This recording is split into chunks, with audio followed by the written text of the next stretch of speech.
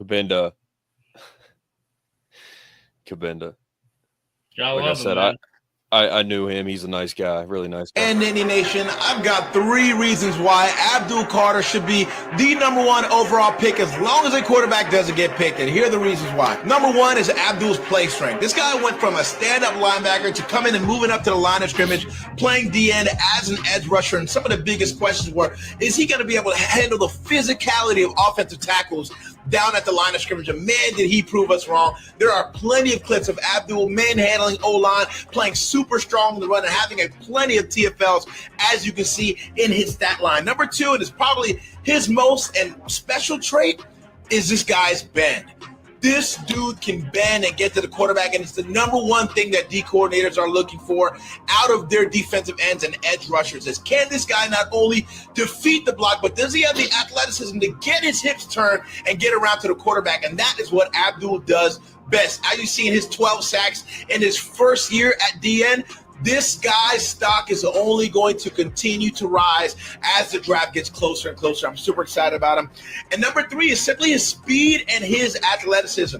Whether it's getting out in the screen game, whether it's being able to run the hump and get all the way around, chasing quarterbacks that are able to get out of the pocket, Abdul can do all of these things. This is a guy who may show up to the combine and can quite possibly run a 4.4. And for a guy that's 6'2", 255, 260 pounds, that is very, very impressive. And for those of you guys who think Travis Hunter should maybe be that guy, my only thing with Travis Hunter is there's just too many questions surrounding what he's going to do. Is he going to be a wide receiver? Is he going to be a cornerback? If he is a wide receiver, is he going to a team with capable quarterback play that can allow Travis Hunter to make the impact that he's supposed to make as a high draft pick?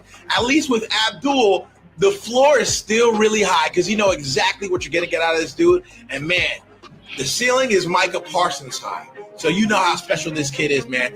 Go look out for Abdul Carter, number 11 from Penn State. What's going on? Yeah, very true what he said. You're pretty much looking at Micah Parsons again. And, you know, again, like going back to it, the Steelers, I wanted them to draft like a franchise player like Trevor Lawrence, or because he would be good and better on the Steelers, or Micah Parsons or Saquon Barkley, one of these franchise-turning players. He's one of them, Abdul. Now, next year, I think is the year that the Steelers should kind of trade up and get like an Arch Manning or something like that. But if he's in the NFL, I think he will be. But, yeah, man, he's a generational talent. I think he'll be very good. I think he could be like Rookie of the Year because – I think he can make more of an impact than Travis Hunter on any team that's going to take him pretty much because he'll be going high. Yeah. But I hope he goes anywhere but the Browns, dude. The Browns are just the Browns. You know what I mean? Like if Abdul Carter goes to the Browns, that's just lame. Yeah. I wouldn't mind him on the Titans. That'd be the first pick, right? Titans. All right. Yeah, it's because they're the first pick. All right, so I'm going to pull up because we talked about it last year, how he's projected, last week, how he's projected to be the first overall pick. But we got Titans, Abdul Carter, Travis Hunter to the Browns, Cam Ward, that's a joke, going to the Giants. Good luck, New York. You're going to stay New York. Will Campbell, Patriots, Mason Graham, Jags, Shadur Sanders, that's another joke. Tyler Warren to the Jets. I mean, bro, if you're gonna take if you're gonna take the top talent here, man, I think that's McMillan, and then the kid from Missouri. What's his name? The receiver. Yeah, Walter Nolan, he was the number one overall player in his class. Penn State. The coach from Penn State was at, where was he? A&M. He got him to come there.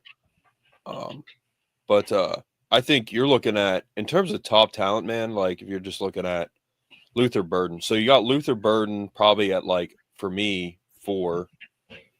in terms of like just the best players. And then Warren's probably 3, Mason Graham, I'm sorry, so 2, and then it's top 5. So Mason Graham's 3. And then you got Travis Hunter and Abdul. Like those are the top 5 guys in my opinion, man. In terms of I would love talent. Tyler Warren to go 7. That'd be awesome. I don't see him going 7 though. I could see him going like 14. Yeah.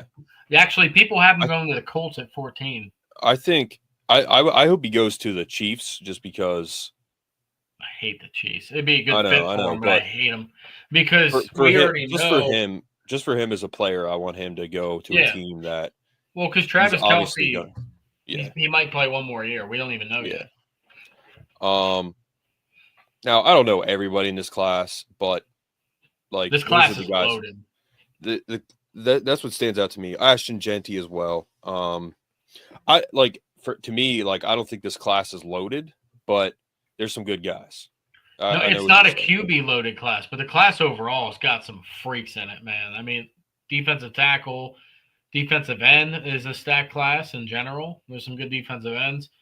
I don't know. It's a pretty stacked class, to be honest. I don't know. Yeah, so Mason Graham is a freak, man. Like he could, but I think who you're gonna hear from, like in the years coming, because I saw this thing for the 2013 draft recently, and it was horrendous. That whole draft was sucked.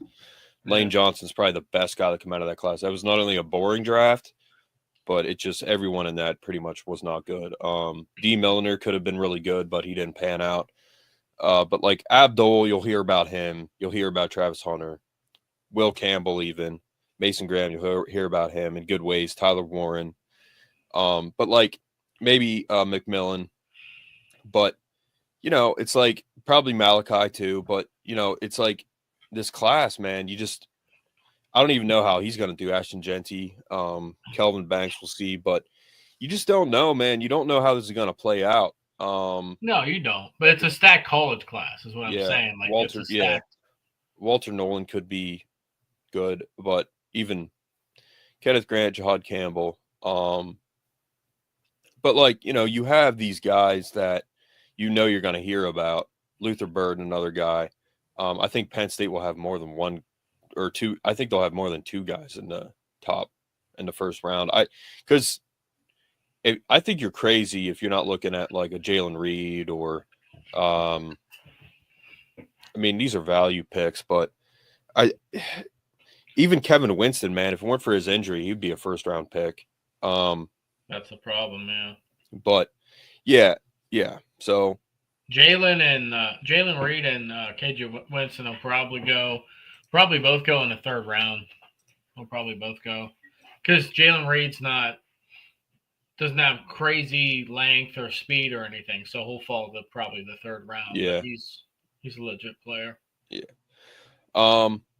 So that's kind of what we're looking at there with, again, the NFL draft and what Cabinda said.